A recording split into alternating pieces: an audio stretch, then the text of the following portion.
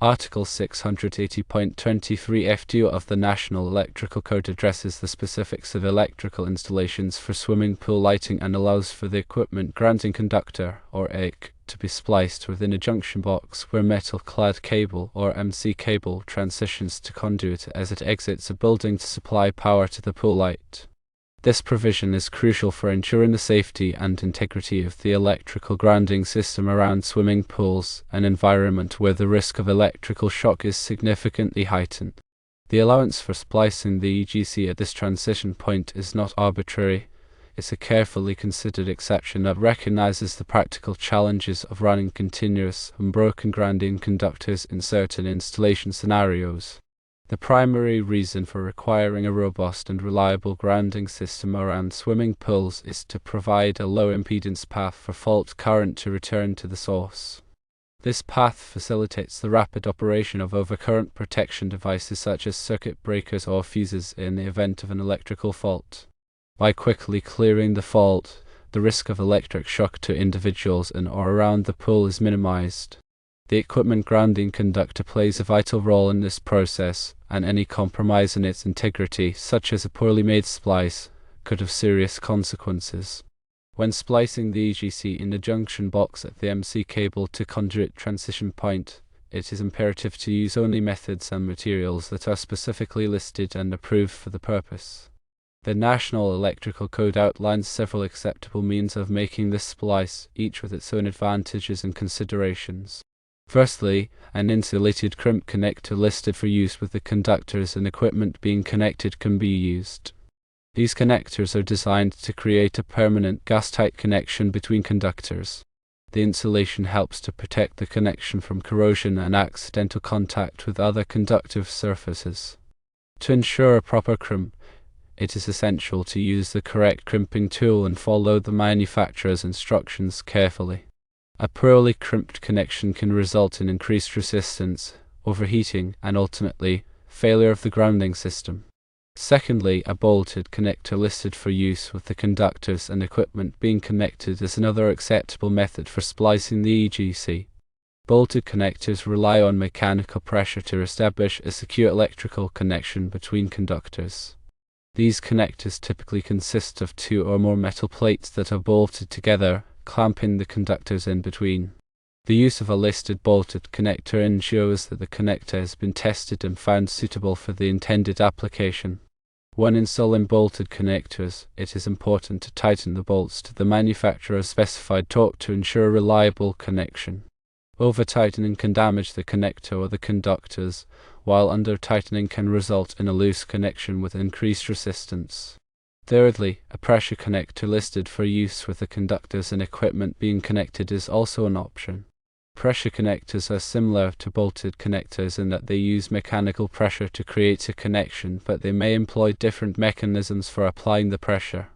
These connectors are often used in applications where space is limited or where frequent connections and disconnections are required. As with bolted connectors, it is essential to use a listed pressure connector and follow the manufacturer's instructions for installation. Fourthly, a terminal block listed for use with the conductors and equipment being connected can be used for splicing the EGC. Terminal blocks provide a convenient and organized way to connect multiple conductors together. They typically consist of a series of individual terminals, each with its own screw or spring clamp for securing the conductor. Terminal blocks are often used in control panels and other electrical enclosures where numerous connections are required. When using terminal blocks for splicing the EGC, it is important to ensure that the terminal block is properly sized for the conductors being used and that the terminals are securely tightened. It is also important to choose a terminal block that is listed for grounding applications. Regardless of the method used for splicing the EGC, it is crucial to ensure that the connection is mechanically sound and electrically conductive. The connection should be free from corrosion, dirt, and other contaminants that could compromise its integrity.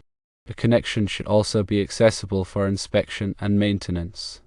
In addition to the specific requirements for splicing the EGC at the NC cable to conduit transition point, the National Electrical Code also contains general requirements for grounding and bonding that apply to all electrical installations.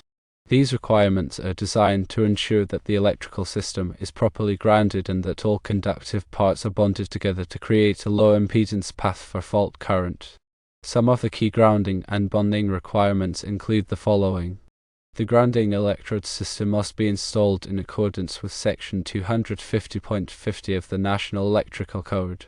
This section specifies the types of grounding electrodes that are permitted, such as ground rods, ground plates, and metal water pipes. The grounding electrode conductor must be sized in accordance with Section 250.66 of the National Electrical Code. This section provides tables for determining the minimum size of the grounding electrode conductor based on the size of the service entrance conductors. The equipment grounding conductors must be sized in accordance with Section 250.122 of the National Electrical Code. This section provides tables for determining the minimum size of the equipment grounding conductors based on the size of the overcurrent protection device.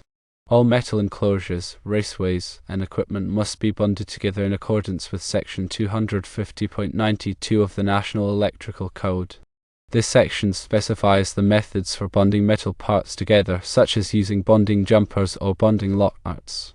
In the context of swimming pool installations, it is particularly important to pay attention to the bonding requirements.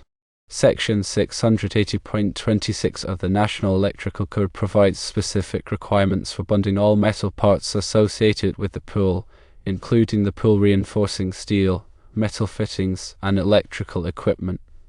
This bonding is intended to create an equipotential plane around the pool, which helps to minimize the risk of electric shock.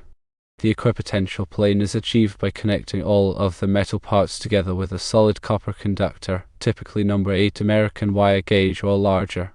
The conductor is then connected to the pool grounding electrode. In addition to the bonding requirements, Section 680 of the National Electrical Code also contains specific requirements for ground fault circuit interrupter, or GFCI, protection. GFCI protection is required for all electrical circuits that supply power to equipment located within the pool area, including pool lights, pumps, and heaters. GFCI protection is designed to detect small imbalances in current flow, which can indicate a ground fault. When a ground fault is detected, the GFCI will quickly trip the circuit, cutting off power and preventing electric shock. The use of GFCI protection is a critical safety measure in swimming pool installations. It is important to test GFCI devices regularly to ensure that they are functioning properly.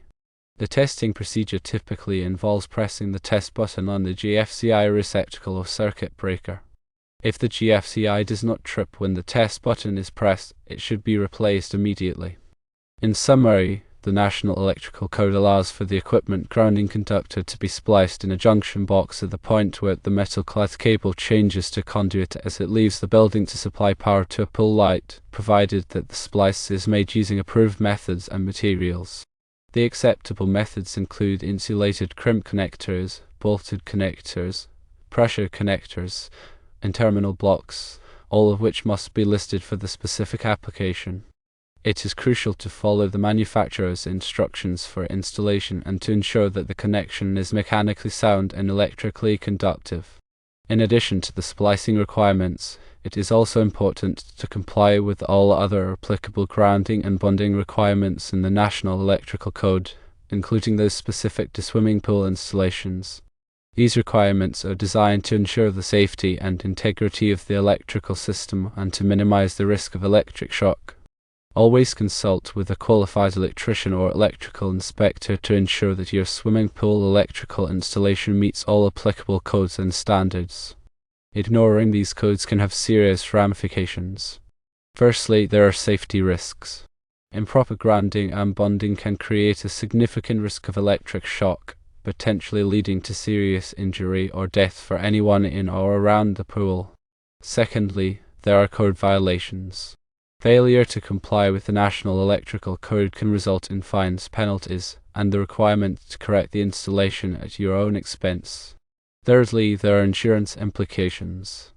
In the event of an electrical accident, your insurance company may deny coverage if the electrical installation does not meet code requirements. Fourthly, there is liability. If someone is injured due to an improperly installed electrical system, you could be held liable for their injuries and damages. Proper planning, execution, and adherence to the NEC are paramount for a safe and compliant pool light electrical system.